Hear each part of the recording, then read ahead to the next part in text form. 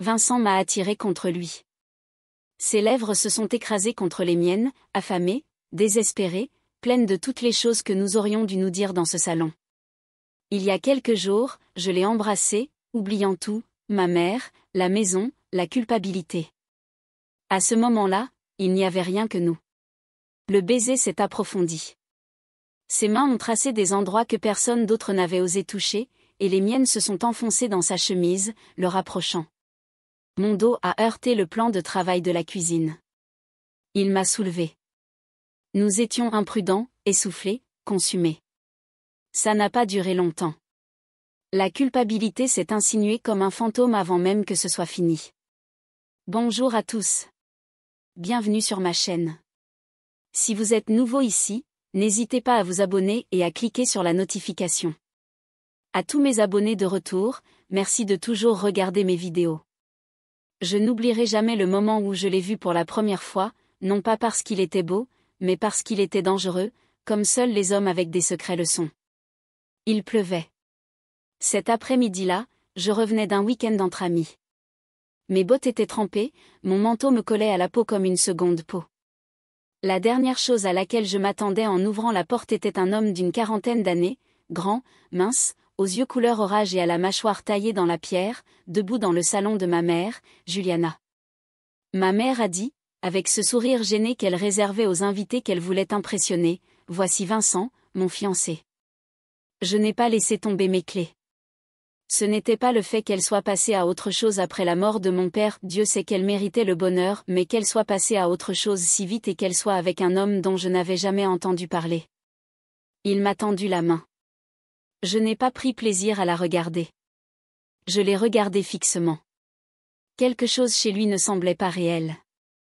Il ressemblait au genre d'homme qui aurait sa place sur la couverture d'un roman noir. Il n'avait pas sa place dans mon enfance, à la maison. Il sentait le danger. Mon pouls a fait un drôle de dysfonctionnement, et je me suis détestée de l'avoir remarqué. Au cours des semaines suivantes, Vincent ne s'est pas simplement glissé dans nos vies, il a pris de la place, a réorganisé les meubles, a préparé le dîner comme s'il avait toujours vécu ici. Ma mère s'est évanouie autour de lui, comme une adolescente. J'ai observé. J'ai attendu, mais une nuit a tout changé.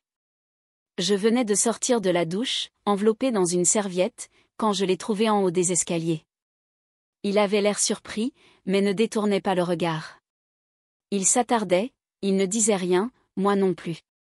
Ce moment aurait dû s'arrêter là, mais ce ne fut pas le cas. Le lendemain matin, je me suis dit que ce n'était pas arrivé.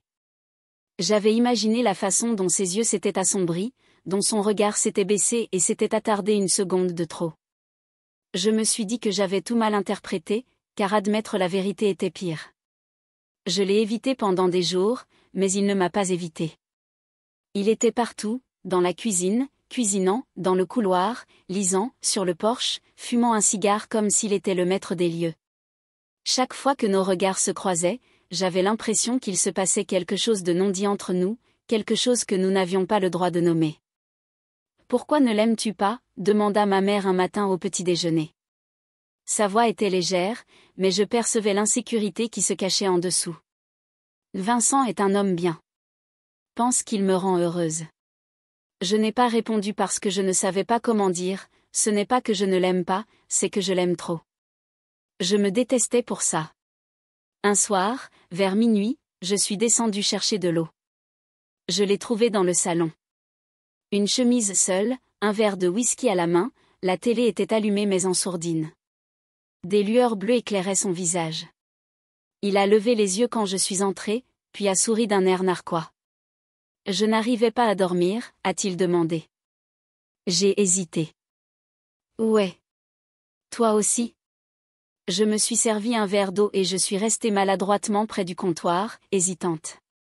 Il a pris une gorgée de sa boisson et s'est adossé au canapé. « Tu te promènes toujours comme ça ?» a-t-il demandé, les yeux baissés. J'ai baissé les yeux. Mon cœur a fait un bond, ce qui n'était pas normal. « Je devrais partir » ai-je rétorqué instantanément, le regrettant. Il s'est levé lentement, s'est avancé vers moi et s'est arrêté à un souffle. L'air s'est épaissi entre nous. « Ce n'est pas bon » a-t-il dit doucement d'une voix grave. Non, ce n'est pas bon. Non, mais je n'ai pas bougé non plus. Puis sa main a repoussé mes cheveux en arrière. Mon visage, lentement, délibérément, avait tort. J'ai fermé les yeux juste une seconde, le temps de sentir la chaleur entre nous, la possibilité, le danger. Puis il s'est éloigné. Je vais me coucher, a-t-il dit. Il m'a laissé planter là, le cœur battant, le souffle court, sachant que nous venions de franchir une ligne que nous ne pourrions jamais vraiment franchir. Revenu de ce silence, criant plus fort que des mots, le lendemain de notre presque erreur, la maison semblait plus froide, ou peut-être que je me sentais juste exposée. Je n'ai pas vu Vincent. Au petit déjeuner, ma mère fredonnait dans la cuisine, beurrant des toasts sans se rendre compte et divagant sur la redécoration de la chambre d'amis. Je n'arrêtais pas de fixer le seuil de la porte, j'attendais qu'il apparaisse. Une partie de moi espérait qu'il ne le ferait pas, l'autre partie en avait besoin. Il est entré juste au moment où ma mère m'a embrassé sur la joue pour me dire au revoir, clé en main. Elle partait pour son week-end de yoga. « Sois sage », dit-elle en souriant. J'ai failli rire si seulement elle avait su. Au moment où la porte s'est refermée avec un bruit sec, l'énergie entre nous a craqué comme un fil trop tendu. J'y versais du café avec mes doigts tremblants quand il s'est approché de moi, trop près. « Tu as été silencieuse », a-t-il dit. « Toi aussi ?» J'ai pensé qu'il valait mieux que je me tourne vers lui. « Pourquoi avoir peur de toi-même ?» Il m'a regardé fixement, et pour la première fois, j'ai vu quelque chose de brut derrière son calme habituel, culpabilité, faim, regret. Peut-être les trois. « Tu penses que je ne le ressens pas ?» a-t-il demandé. « Si tu pensais que je voulais ça. » Non. « Quoi ?» Mais tu ne l'as pas arrêté non plus. Aucun de nous n'a bougé. Nous étions coincés dans la gravité de quelque chose que nous ne devrions pas vouloir. Mais je n'ai pas pu résister à toutes les pensées rationnelles me suppliant de quitter la pièce, de courir, mon corps a refusé. Sa main a effleuré la mienne, et c'est là que le barrage a cédé. Il m'a attiré dans ses bras. Ses lèvres se sont écrasées contre les miennes, affamées, désespérées, pleines de toutes les choses qu'on aurait dû se dire dans ce salon il y a quelques jours. Je l'ai embrassé en retour, oubliant tout, ma mère, la maison, la culpabilité. Il n'y avait que nous. Le baiser s'est approfondi. Ses mains ont tracé des endroits que personne d'autre n'avait osé toucher, et les miens.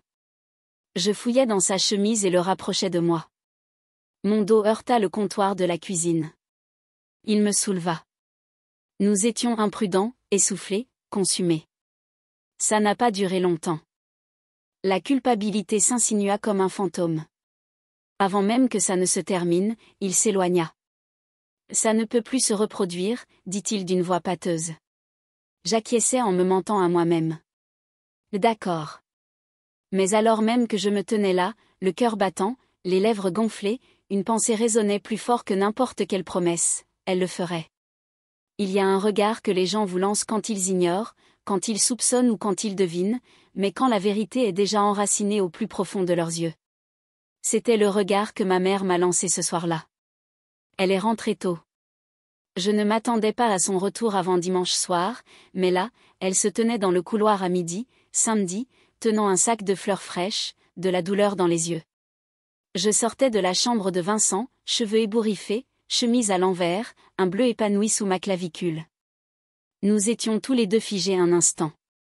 Le monde ne bougeait pas, ni l'horloge, ni l'air, ni même la honte qui inondait mes veines comme de la glace. La bouche s'ouvrit légèrement, mais aucun mot ne sortit. Elle n'en avait pas besoin, elle en avait assez vu. Derrière moi, j'entendis la porte. Oui, né. La voix de Vincent était basse et insouciante jusqu'à ce qu'il la voie. Oui, né, elle laissa tomber les fleurs. Le bruit des pétales tombant au sol était plus fort que n'importe quoi d'autre. Elle cria, « Je suis revenue parce que tu m'as manqué », dit-elle doucement. Je suis revenue parce que tu m'as manqué. Suppose que j'étais déjà remplacée. J'ai essayé de parler. Je l'ai fait. Mais que dit-on quand la femme qui t'a élevé te fixe du regard comme un étranger ? Vincent avança. La culpabilité se lisait sur son visage, mais elle leva la main. Non, dit-elle, à vous deux. Elle se retourna et sortit par la porte d'entrée. Et cette fois, elle n'est pas revenue. Ça fait 7 mois. Je n'ai pas eu de ses nouvelles depuis que Vincent est parti quelques jours plus tard. Pas de lettres, juste le silence. Je vis toujours seule dans cette maison. Je marche dans les couloirs, je ruine le sommeil dans le lit où j'ai rêvé de m'échapper et regarde depuis la cuisine où tout a commencé. Les gens disent que la trahison est une lame, mais ils ont tort. C'est un miroir, et chaque fois que je me regarde dedans, je vois exactement ce que je suis devenue, au moment où j'ai laissé le désir se réécrire ma loyauté. Vous êtes-vous déjà imaginé dans ce genre de situation? Qu'avez-vous fait à ce sujet? Si vous aimez cette histoire, n'oubliez pas d'aimer et de vous abonner pour plus de contenu comme celui-ci. Et n'oubliez pas de laisser vos commentaires à propos de l'histoire dans la section commentaires. Merci d'avoir regardé.